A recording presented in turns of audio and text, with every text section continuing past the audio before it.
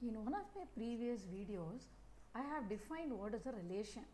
We saw that relation is a subset of the Cartesian product A cross B. Now, I have to discuss a situation in which a relation becomes a function. But before that, we need to know what is the meaning of a domain, a codomain and a range. Domain, codomain and range. Now, let us now define a relation from A to B. Let A contain the elements say 1, 2, 3, 4 and B contain the elements A, B, C. A set is known as the domain set and B will be called a codomain or a range according as the images A, B, C they map to what elements of A, that is capital A I mean. So, let me take a situation in which 1 is mapped to A, 1 is mapped to B also, 2 is mapped to C. Now, this is a situation in which all A, B, C are the images of at least one element of A. Now, in that case, capital B is known as a range.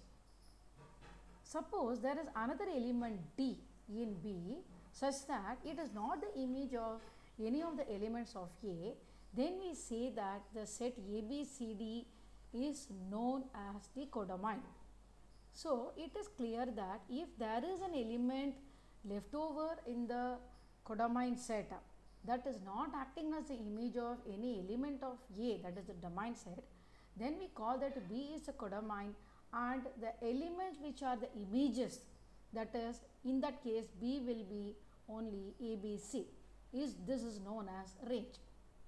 So, in short, all the images of A put together in a set is known as range. This immediately implies that a codomain can be equal to range also and or it can be greater than the range, that is it might have more than at least one element extra from range, but it can never happen that range will be greater than the codomain. Once we have defined what is a relation and what is the meaning of a domain, codomain and range, now I want to step into the definition of functions. So, what is a function? A function is a relation. I think I will write the definition as well. A function is a relation